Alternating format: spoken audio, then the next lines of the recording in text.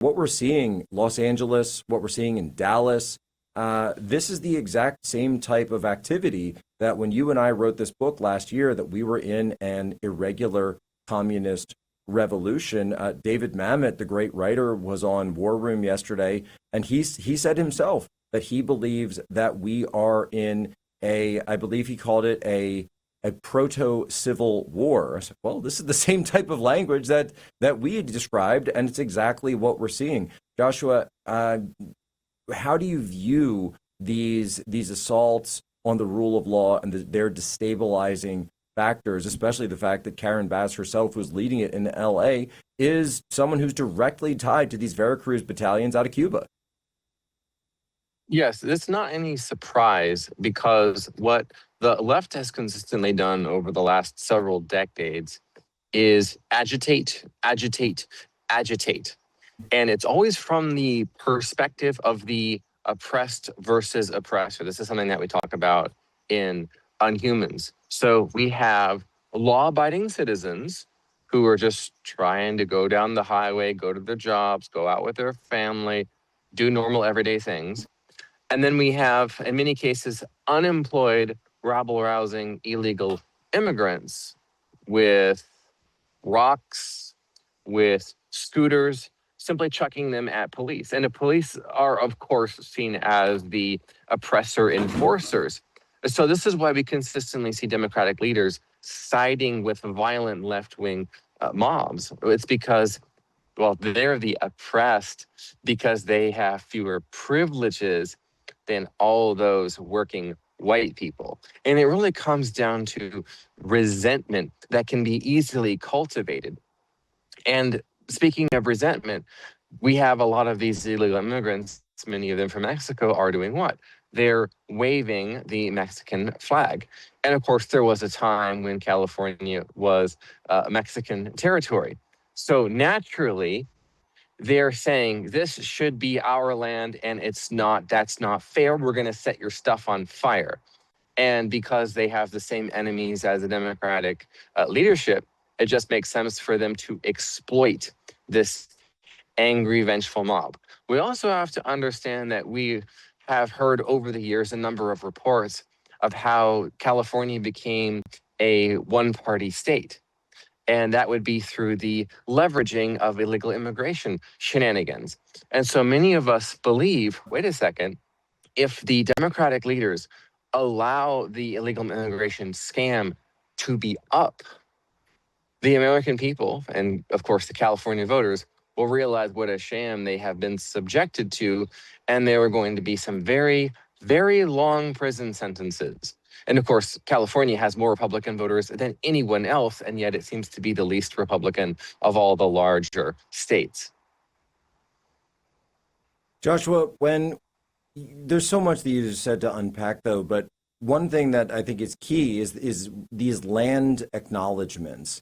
And the reason that the left focuses on these land acknowledgements, as usual, has nothing to do with equality, justice, equity, any of these things. No, it is a message. And I think it's a direct message to these types of forces that this government, and by the way, we just saw King Charles do one of these up in Canada. By the way, this is very serious.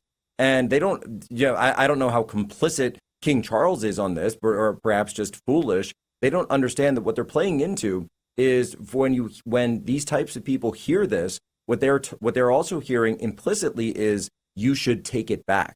You should take it back. It is not the United States. It shouldn't belong to the United States. And they're sending a message quite directly. And now we're seeing the other side of that to say, yes, this is Mexican land.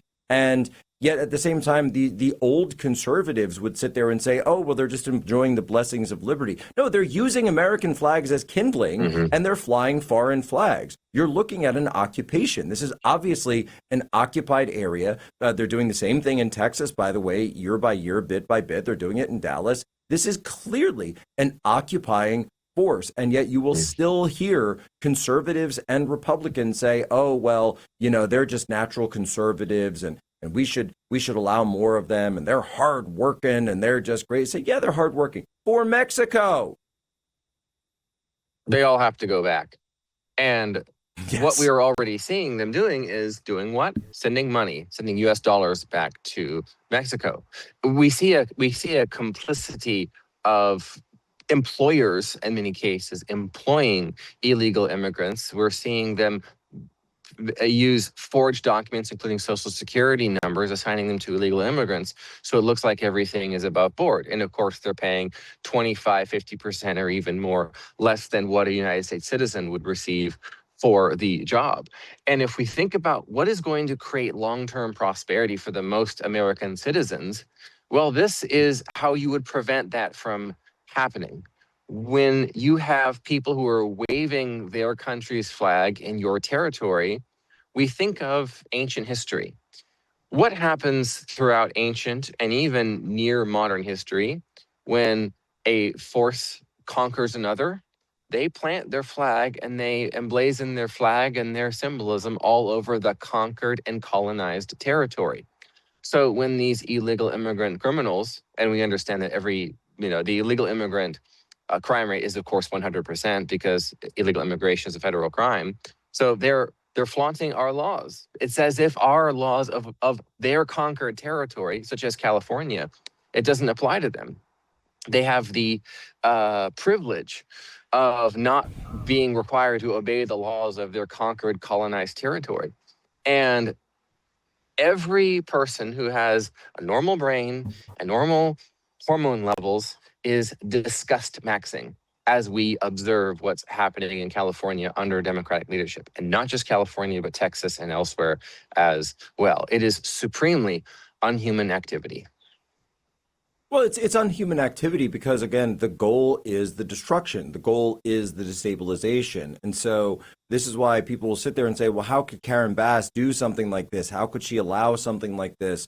How could they wait so long to deploy the LAPD? How could they wait so long? And it's Joshua. I still think there are people that haven't read the book. They haven't read the book and they don't understand. The point of a system is what it does. They're doing this because this is the outcome that they desire. And they still are wrapped up in the window dressing and the marketing of communism rather than the tactic of communism. In fact, you and I have been facing some blowback for even describing it this way.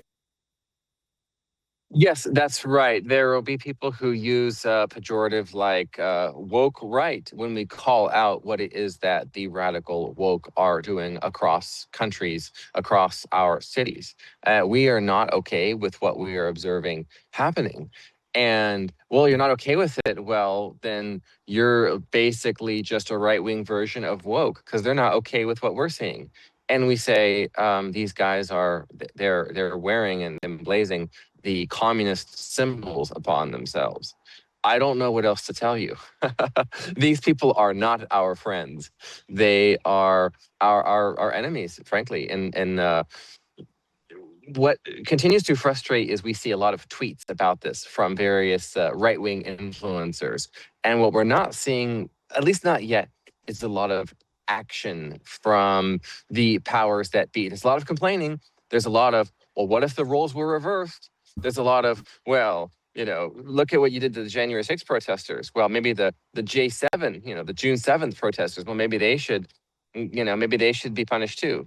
Okay, so when is that coming? So I myself, I'm a little bit frustrated. We're seeing violence towards police officers, violence towards private property, violence towards citizens, law-abiding citizens, and the continual shrug from Republican leaders and conservative influencers, at least what I'm witnessing, is, well, imagine if the roles were reversed. Right. And it's over and over and over. And that's why I love the mnemonic phrase. And let's close out on this. We only have a couple of minutes left, but support your local ICE raids. Support your local ICE raids. Let's run that through the Joshua Lysek persuasion filter. Yes, support your local ICE raids. So support, of course, is regularly used as support the troops, support your troops. That's a phrase, the catchphrase that goes back more than 20 years. And then we have local ICE raids. And of course, I think of the ICE box that is out in front of every gas station in America. So it's something that we can all think of regularly and easily remember. And also, if you see something, say something. Put the ICE 24/7 tip line into your phone. If you see illegal immigrant activity in your territory, that's just a hop, skip, and a jump from the siege of LA coming to a township, a village, or a city near you. And we like to, speaking of demonic, we like to use phrases that rhyme. And what I would say to everyone who is a Republican leader, state, local, federal, stay on track. They all go back. Stay on track. They all go back. Stay on track. They all go back. Nothing else matters.